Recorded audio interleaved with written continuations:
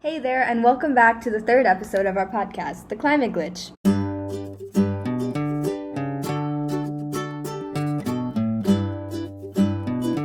My name is Sharvari. And my name is Shreya. On today's episode, we're going to be debunking all the myths about veganism. So just before we begin, this is kind of like a disclaimer. It's not about, this isn't a rant about how veganism is going to save the planet. Being vegetarian or even cutting down your meat intake is good enough. And this episode is just essentially debunking vegan myths because people are very skeptical about the concept. A lot of people think veganism is this sort of like cult about, and it's all just about like saving animals or something. And there's a lot of layers to veganism and how it can be good for you. So we just want to talk about like the benefits of veganism. So the first myth that we found was a very popular one, was that vegans don't get enough protein. We've researched a lot, and this is actually not very accurate. There are a lot of alternatives and protein substitutes for meat. Beans, lentils, paneer. There's a lot out there, and all of them are just as good as consuming meat. In fact, meat is actually harder to digest. So for a lot of people, eating meat can often lead to stomach issues, bloating, heaviness, and contrary to popular opinion or popular belief, our bodies don't actually need as much protein as we think they do. So our second myth is that plants can feel, so we shouldn't eat them. And this is a very popular opinion that is preached by, say, vegans or vegetarians who really don't have research enough. So this is kind of like the other side and a myth that is often propagated. And this is also not true. So plants essentially don't have brains or a central nervous system, which is how humans define intelligence. So it is impossible for them to essentially have emotions or the ability to reason or feel. So plants may not have feelings, but they're alive, and they have been described as sentient life forms that have tropic and nastic responses to stimuli. So that essentially means they can sense water, light, gravity, defend themselves, send signals to other plants to warn that danger is near. But they can't essentially feel complex sentiments or emotions that often people say they do. So they don't have a central nervous system, they don't have feelings. So that is really not a valid argument that you can use to preach for any type of diet. It's essentially not valid. The third myth that we found was that a lot of people believe the only excuse or justification for veganism is that animals have feelings too. And although this is, of course, completely valid, turning to vegetarianism or veganism isn't just about animal cruelty. It's also a lot about personal health and environmentalism, which people fail to realize a lot.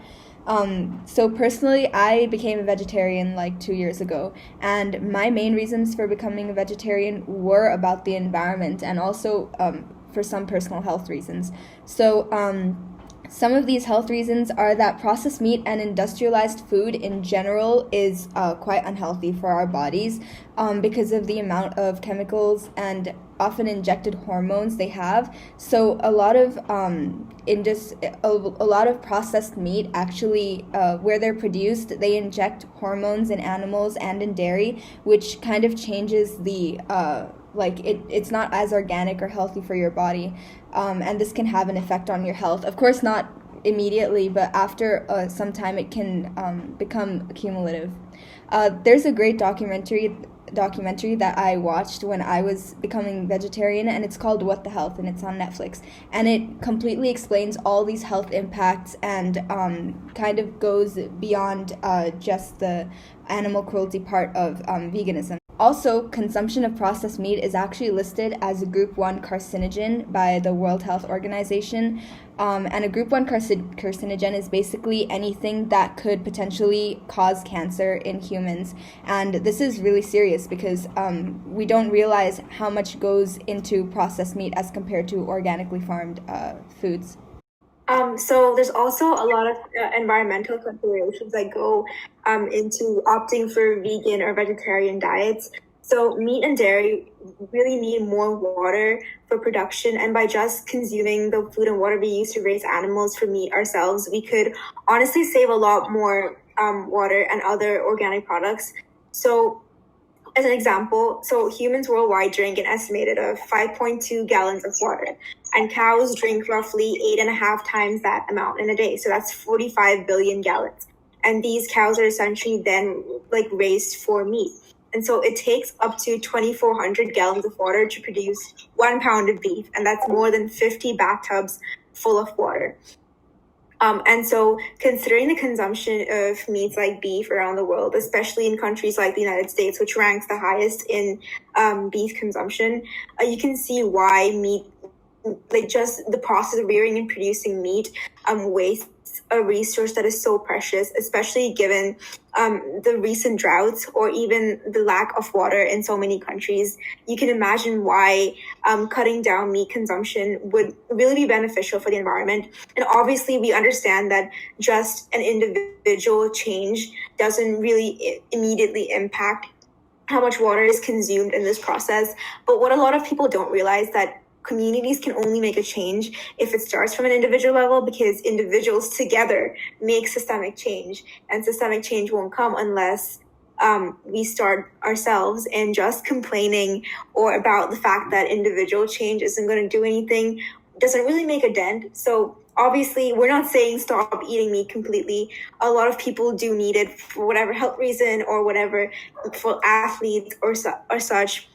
But just reducing your meat intake can do a lot. Like, for example, now for me, I'm almost completely vegetarian. I still do eat chicken often. So I used to eat chicken like every day. It used to be a really important part of my meal. And now it's down to like once a month or once in 2 weeks, depending on this is depending on the month that it is. And so just reducing your meat intake can also not only lead to changes in lifestyle, but it also gives you the sense that you're doing something to be like to contribute to your community, and that can often be gratifying. So the next myth is veganism is associated with hippies and people who do yoga. And so this is a very common myth, and it's often perpetuated on social media. And we're not saying that, obviously. I think there's an obvious correlation between people who do yoga or practice more spiritual or natural, like just practice more spiritual or natural things, is because there's often a scientific connection that is established between yoga and veganism, and it finds its roots in history, especially Indian history. So there's a type of diet called the Sattvic diet, and it's rooted in Ayurveda and yoga, and it's naturally vegetarian. And a lot of people assume that, so people who do yoga generally are more mindful or aware of their body and health, so they're careful of what they put in it, which is why it's a common misconception that it's only for people or preached by people who sort of structure to this one form of exercise, but that's not really true. You can always incorporate vegan foods into your diet because they, as Sarah mentioned, they do have enough protein, and it can help whatever type of lifestyle that you're leading to. So it's the connection between Ayurveda, yoga, or just more spiritual energy to veganism is the fact that a plant-based diet is considered more rooted to nature, or it's considered more grounding, which is why often there's a connection there. But it's not prominent in the sense that veganism is solely for people who practice these forms of exercise or this lifestyle, and it can be practiced by everyone. It's not limited to a certain race or a certain lifestyle. And I think that's what essentially intersectionality and incorporating like more sustainable lifestyles are about. Like, you don't have to be of a certain race to conform to it. This actually really ties in well with the next myth, which is that veganism is white. Now, I know that there's been like a lot of people who think that a lot of people turn veganism because it's trendy these days, or because it's becoming more popular and it's part of a culture, as Shreya said, associated with people who do yoga or that kind of culture. But actually, there's there's a lot of examples from other cultures which are largely vegetarian and aren't completely meat based, and it can be seen all around the world. And it's been there throughout history as well. And an example can be in Indian food. So the Indian cuisine is very spread out and it has a lot of variety. But in South India, we see idli, dosa, and sambar, which encapsulates a really balanced diet, and it's all vegetarian or vegan. Even Maharashtrian food, which is where Shreya and I live, makes it really easy. All you have to eat is roti, bhaji, and dal. In fact, because of the variety in the Indian cuisine, there are so many veg and vegan options, so it's not actually that hard. And this is also seen across a lot of other Asian cultures. So, like, we can see that there are a lot of people in the BIPOC community who embrace different types of vegan diets too. So the next myth is vegan diets are not suitable for kids. And so there's this new trend of vegan weaning, which is amongst like new millennial parents. And studies have actually shown that providing toddlers with fruits and vegetables and iron-rich foods aids in their height development and speech cognizance. So a lot of people have a problem with making your child follow a vegan diet because meats or dairy products are traditionally supposed to be important for child development. And the misconception here is that while those foods are important, they're only important because even eating less quantities of them fulfills the nutrition intake required for development. So kids are often picky eaters, or they only like certain kinds of foods. So even if they eat a small quantity, they still reach that quota of nutrients that they need for development. But the problem with vegan foods is that because they only satisfy certain nutrients, or they're often eaten in smaller quantities, if kids need to go on vegan diets, they naturally need to eat more. So the problem with assigning kids vegan diets is that they need to eat larger quantities. But if they eat the required quantities to meet their nutritional intake, vegan diets have actually shown to really aid with speech cognizance, brain development, especially the prefrontal cortex, and also especially with even physical developments like height. And there have been no studies that have proven that going on vegan or vegetarian diets essentially makes you weaker or less intellectual while growing up than kids who eat non-vegetarian, more meat. And so even in India, especially in South India, or depending on your regional cultures, a lot of kids do grow up vegetarian, and that has had no tangible impact in terms of physical development or intellectual development. I think it depends on your intake and the type of food that you eat, rather than like if it's vegetarian or not. So vegan diets can be suitable for kids, but obviously in the right quantity, it's often like it can be equated with meat. And some may argue it might actually be better, but I think that depends on the research you've done and what you think about what's best for your family, I guess. Yeah, another argument that I've heard a lot when talking to people is that it's impossible to be vegan because animal products are in everything. So this is only true really if you eat a lot of processed foods. So it depends where you're shopping, what you're shopping, and maybe possibly how often you cook at home and how often you eat outside. Because organic plant-based foods rarely have animal products. If you know what you're looking for and if you've done your research, you can find them quite easily. As an example that I given earlier, Indian cuisine, you don't really have to try hard to be vegetarian or vegan.